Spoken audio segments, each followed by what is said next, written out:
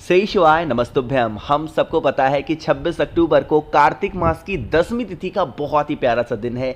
देखो, एक तो कार्तिक का महीना अपने आप में विशेष होता ही होता है, साथ ही साथ पूज्य गुरु जी ने अपनी बहुत सारे कथाओं में कार्तिक मास की 10वीं तिथि के बहुत सारे उपायों की बात की है। अगर आप पे घर में धन संपदा की कमी है, माँ लक्ष्मी का वास नहीं होता, कर्जे में डूबे जा रहे हो, तो इस उपाय को करेंगे। बस आपको तुलसी माता की जड़ और एक चुटकी हल्दी का एक छोटा सा उपाय करना है, जिससे आप पे घर में हमेशा धन संपदा बनी रहेगी। ठीक है ना। बहुत स्पेशल सा, बहुत प्यारा सा उपाय है, समझने की पूरी कोशिश करेंगे। जैसे यहाँ पे आप सभी को तुलसी माता का एक बहुत बड़ा पौधा दिख रहा है ना। तो आपको सबसे पहला काम करना है कि तुलसी माता के पौधे के पास में जाना होगा, है ना। जाने से पहले हमें दो चीज़ों को लेना है। वो दो चीज़ कौन सी है? एक तो आपको चावल का दाना लेना है और दूसरा आपको हल्दी लेनी है। ठीक है ना। हल्दी भी आपको दो टाइप की लेनी है। पहली आपको लेनी है, एक हल्दी आपको खड़ी लेनी है, ठीक है ना, खड़ी हल्दी लेना, और एक चुटकी हल्दी आपको पिसी लेनी होगी। ठीक है ना। दो अलग अलग छोटी छोटी कटोरी में रखना। एक में आपको पिसी हल्दी रखनी है और एक में आपको खड़ी हल्दी रखनी। ठीक है ना। रखने के बाद में जो पिसी वाली हल्दी है ना, उसी पिसी वाली हल्दी से चावल के उस एक दाने को अच्छे से पीला कर लो। ठीक है ना। चावल के दाने को क्या करेंगे? पीला कर लेंगे। और पीला करने के साथ में आपके घर में जहाँ पे भी तुलसी माता का पौधा लगा है, चाहे गमले में लगा है, चाहे ज़मीन में लगा है। देखो, मुझे थोड़ा सा मेरा गला ख़राब है, समझाने की मैं कोशिश तो कर रहा हूँ, बट अगर आपको समझ में ना आए तो एक बार और वीडियो देख लेना। ठीक है ना। तो जो एक चावल का दाना है ना, उस एक चावल के दाने को सबसे पहला काम क्या करना है? तुलसी माता की जड़ में डाल देना। कुछ लोग कहेंगे भैया चावल तुलसी माता की जड़ में नहीं चढ़ाया जाता, ऐसा कुछ भी नहीं है। आपको नहीं चढ़ाना है तो मत चढ़ाओ, वरना आप उपाय तो कर ही सकते हो। आपको एक चावल का दाना तुलसी माता की जड़ में, पौधे पे टच नहीं कराना, कहाँ पे? जड़ में ले जा करके समर्पित करना। और आपके पास में एक तांबे के लोटे में जल होना चाहिए। वह जल जिस स्थान पर आपने चावल के दाने को समर्पित किया है, वहां पे आपको वही मंत्र बोलना है जो पूरे कार्तिक मास में आप बोलते हो। कौन सा? ओम नमो भगवते वासुदेवाय। फिर से बोल रहा हूं, ओम नमो भगवते वासुदेवाय। इस मंत्र का स्मरण करते हुए एक लोटा जल चढ़ाएंगे। साथ ही साथ तुलसी माता की जो जड़ की मिट्टी होगी, उसकी एक चुटकी मिट्टी आपको उठानी है। आपको अपने घर के जितने भी कोने हों, उन सभी कोनों में डाल देने से, इससे हमारे घर में जो माँ लक्ष्मी का आगमन होना है वो होना स्टार्ट हो जाता है। जो भी निगेटिविटी होती है, नकारात्मक ऊर्जाएं हमारे घर में होती हैं, वो घर के बाहर ज़रूर निकल जाती हैं। ध्यान रखिएगा, आपके पास में अब जब आप जड़ की जो मिट्टी है उसको घर में छींट दो। अभी आपके पास में एक है खड़ी हल्दी। मिट्टी छींटने के बाद में अब उस एक खड़ी हल्दी को उठाना और फिर तुलसी माता की जड़ में समर्पित कर देना। ठीक है ना। जो भी व्यक्ति कार्तिक मास की 10वीं तिथि पे इस उपाय को करता है, उनके घर में कभी पैसों की कमी नहीं हो सकती। हमेशा माँ लक्ष्मी का वास उनके घर में बना होता है। ठीक है ना। करके जरूर देखेंगे। आगे बढ़ते हैं अब इस वीडियो के हम लोग अपने दूसरे उपाय की तरफ, जो कि आपको 10वीं तिथि से करना है। और यह उपाय आपकी स्पेशली होगी रोग मुक्ति को, नहीं है ना। और रोग में भी कहाँ? जैसे आपके शरीर में, आपकी बॉडी में कहीं पे भी पेन होता है, कहीं पे भी दर्द होता है और आप बहुत टेंशन में रहते हो, बहुत परेशानियों में रहते हो, तो आप इस उपाय को ज़रूर करेंगे, है ना।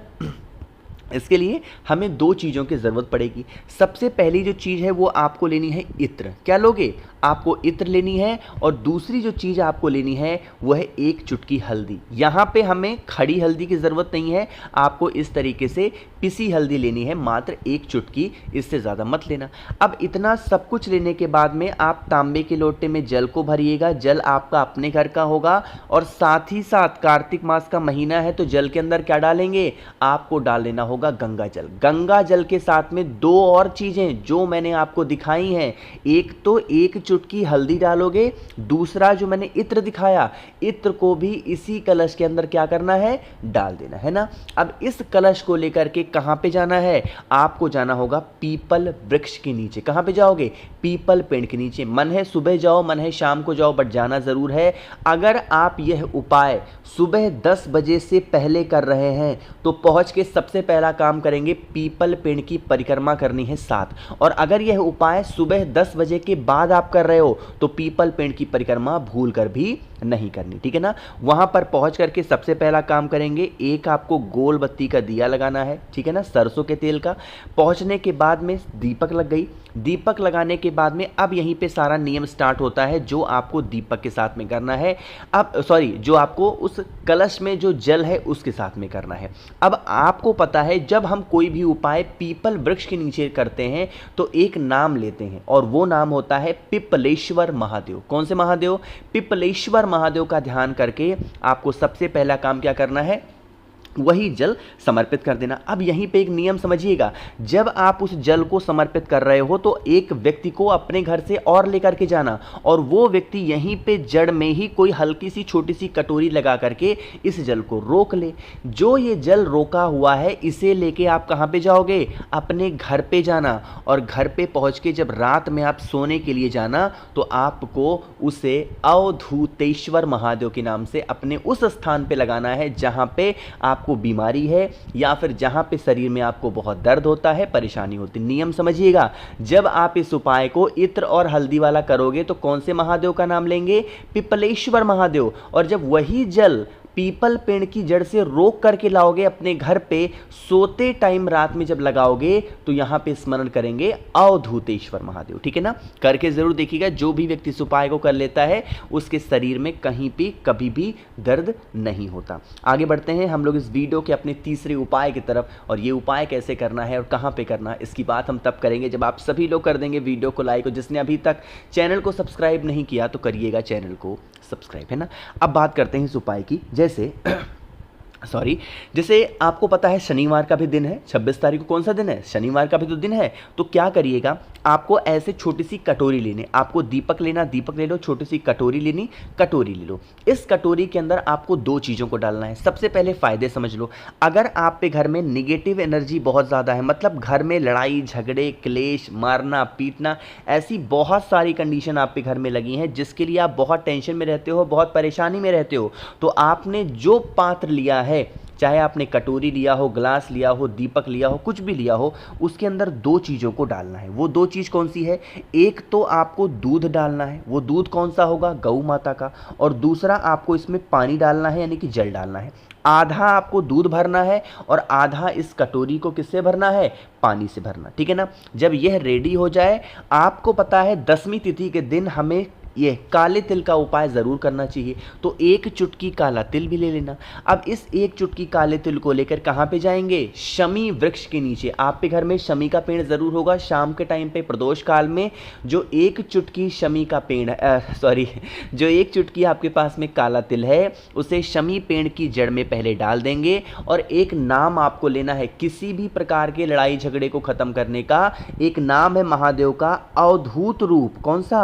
अवधूतेश्वर महादेव के नाम से वही दूध और पानी का मिक्सचर काले तिल के ऊपर अगर आप समर्पित करते हैं अवधूतेश्वर महादेव के नाम से, साथ ही साथ जो आप पे घर में लड़ाई झगड़ा करता है उस व्यक्ति का नाम और गोत्र बोल देते हैं, तो आप पे घर में कभी लड़ाई झगड़े नहीं हो सकते। हमेशा आपकी पूरी फैमिली, पूरा परिवार खुश रहेगा, ठीक है ना। तो करके देखना है, सभी को भूलना किसी को भी नहीं है। तो 3 उपाय की हमने बात कर ली। एक आखिरी उपाय की बात करते हैं जो कि जब भी 10वीं तिथि आती है इस उपाय के बारे में हम लोग बात करते हैं, और यह उपाय होगा श्रम्भेश्वर महादेव के नाम से। और आप इस उपाय से किसी भी व्यक्ति को वश में कर सकते हो, यानी कि उसे सही दिशा में आप ला सकते हो, चाहे आपकी वाइफ हो, चाहे आपके हस्बैंड हो, चाहे आपके बच्चे हो। इसके लिए हमें 2 चीज़ों की ज़रूरत पड़ेगी। सबसे पहले आपको चावल का दाना लेना है, कितने? गिन करके 31 चावल के दाने लेने। चावल के दाने के साथ में आपको लेना है इस तरीके से क्या? बेलपत्र। और बेलपत्र भी कितनी लोगे? 31 बेलपत्र, 31 चावल के दाने, एक तांबे के लोटे में जल, और सीधा पहुंचना है महादेव के शिवलिंग के पास में। सबसे पहला काम करेंगे, वहां पे पहुंच के ही 1 लोटा शुद्ध जल तांबे के लोटे से श्री शिवाय नमस्तुभ्यम का जप करके महादेव के शिवलिंग के ऊपर चढ़ाना। अब यहीं पे सारा खेल स्टार्ट होता है। जो आपके पास में चावल का दाना है, पहले चावल का दाना और चावल के दाने के ऊपर बेलपत्र, फिर चावल का दाना, फिर बेलपत्र, फिर चावल का दाना, फिर बेलपत्र। इसी तरीके से ऑल्टरनेट, यानी पहले चावल फिर बेलपत्र, पहले चावल फिर बेलपत्र, इसी तरीके से एक एक करके समर्पित करते जाओ। शंभेश्वर महादेव का स्मरण करते जाओ और उस व्यक्ति का नाम और गोत्र भी बोलते जाओ जो व्यक्ति आपके घर में लड़ाई करता है, झगड़ा करता है, गलत संगति में चला गया है, शराब पीना, बहुत अलग अलग तरीके की नशा करना, उसकी वो सारी हैबिट ठीक ज़रूर हो जाएगी। तो मैंने कोशिश की आप सभी को अच्छे समझाने की। बाकी वीडियो पसंद आई हो तो लाइक करिएगा। ऑफर चल रहा है, अगर लाभ उठाना हो तो 9005643345 मेरा व्हाट्सएप नंबर है। आप मैसेज करेंगे तो आप ऑफर का लाभ उठा सकते हैं। ऑफर क्या है आप सबको पता चल गया होगा। बाकी वीडियो पसंद आई है लाइक करिएगा। जितने भी भाई बहन आवाज़ मेरी पहली बार सुन रहे हैं, चैनल को ज़रूर सब्सक्राइब करेंगे और नीचे कमेंट सेक्शन में आप कुछ भी पूछ सकते हैं। श्री शिवाय नमस्तुभ्यम।